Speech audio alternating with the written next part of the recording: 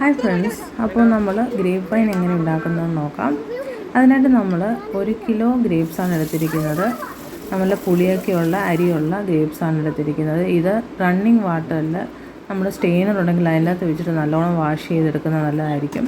പിന്നെ ഒരു അല്പം ഉപ്പും മഞ്ഞൾപ്പൊടിയൊക്കെ ഇട്ടിട്ട് നമുക്ക് നല്ലോണം ഇതൊന്ന് വാഷ് ചെയ്തെടുക്കാം.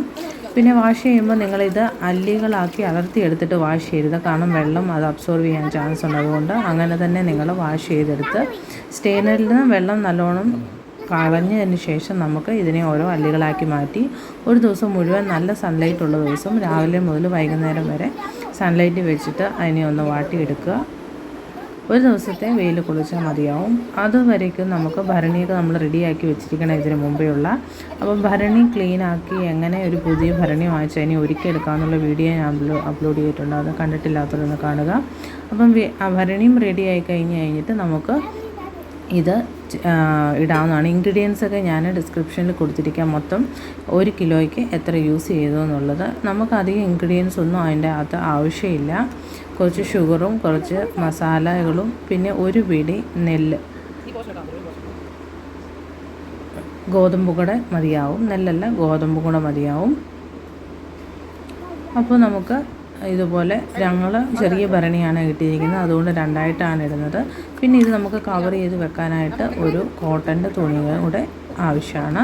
അപ്പോൾ നമുക്ക് കുറച്ച് മുന്തിരിങ്ങ ഇട്ട് കൊടുത്തിട്ട് അതിനകത്തോട്ട് ബാക്കി കുറച്ച് വീതമായിട്ട് ലെയറായിട്ട് ഇങ്ങനെ ഗ്രാമ്പും തക്കോലും ഒക്കെ ആണെങ്കിൽ ഇട്ട് കൊടുക്കാം. ഒരു പിടിയാണ് മൊത്തമായിട്ട് നമുക്ക് വേണ്ടത്. 1 ഹാൻഡ്ഫുൾ ഓഫ് ഇതാണ് ഗോതമ്പാണ് എടുത്തിരിക്കുന്നത്. അതപ്പോൾ നമുക്ക് ഇതിൻ്റെ അകത്ത് ഓരോ ലെയർ ഇടുമ്പോൾ അതിൻ്റെ ഇത്തിരി വേണം ഇട്ട് കൊടുക്കാം. പിന്നെ ഇതിൻ്റെ അകത്ത് തിളപ്പിച്ചാറിച്ചുള്ള വെള്ളവും നമുക്ക് വേണം. 1/4 ടീസ്പൂണ് ഈസ്റ്റ് മതിയാവും 2ത്തിനും കൂടെ ഇടാനായിട്ട്. ഇത് നമ്മൾ ഫസ്റ്റ് ഡേ നമ്മൾ പ്രിപ്പയർ ചെയ്ത് വെച്ചിരിക്കുകയാണ്. അത് മുന്തിരിങ്ങയെല്ലാം മുങ്ങിക്കിടക്കുന്ന രീതിയിൽ നമുക്ക് വെള്ളം വേണം.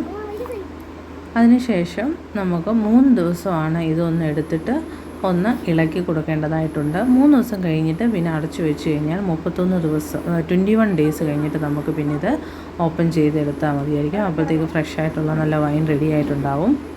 അപ്പം നമ്മളിങ്ങനെ കവർ ചെയ്ത് വെക്കേണ്ടതായിട്ട് ആവശ്യമുണ്ട്, അല്ലെങ്കിൽ ഈച്ചകളൊക്കെ വരാൻ ചാൻസ് ഉണ്ട്. അതുകൊണ്ടാണ് നമ്മൾ കവർ ചെയ്ത് വെക്കുന്നത്. പിന്നെ ഇങ്ങനത്തെ ഭരണികൾ യൂസ് ചെയ്യുന്നതാണ് ഏറ്റവും നല്ലത്. ഫുൾ കവേർഡായിട്ടുള്ളത്, അതായത് എയർ പോകേണ്ട ആവശ്യമുള്ളത് കാരണം നമ്മൾ ഇങ്ങനത്തെ ഭരണികൾ എടുക്കുന്നത്. കംപ്ലീറ്റ് കവറായിരിക്കുന്ന ഭരണികൾ അഴുക്കാണ്. അതിനകത്ത് ഗ്യാസ് ചെയ്തിട്ട് പ്രോപ്പറായിട്ട് ഇതിൻ്റെ ഫങ്ഷൻ നടക്കുകയില്ല. അപ്പോൾ ഇത് ഡേ സെക്കൻഡിൽ ഇങ്ങനെയാണ് ചെറുതായിട്ടൊന്ന് മെൽറ്റ് ആയതുപോലെ നമുക്ക് കാണാം.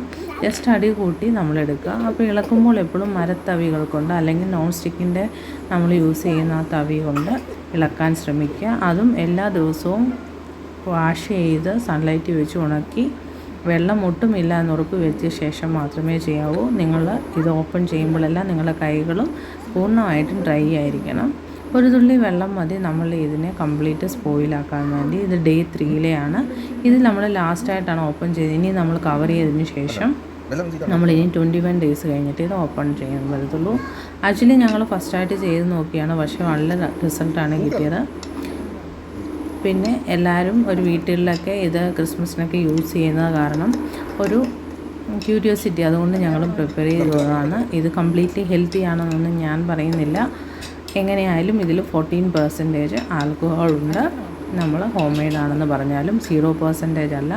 നമ്മൾ കടകളിൽ നിന്ന് വാങ്ങിക്കുമ്പോൾ അവരതിൻ്റെ ഇതൊക്കെ എക്സ്ട്രാക്റ്റ് ചെയ്ത് അതിൻ്റെ അകത്ത് എക്സ്ട്രാ മെഡിസിനൊക്കെ ആഡ് ചെയ്തിട്ടാണ് അത് 0% ആൽക്കഹോൾ എന്ന് പറയുന്നത് വൈന്. നമ്മൾ ഹോം മെയ്ഡിന് എപ്പോഴും 14% ഉണ്ടാവും. അപ്പോൾ ഇത് ഡേ 3 ആണ്. ഇത് 21 ഡേയ്സ് കഴിഞ്ഞിട്ട് നമ്മുടെ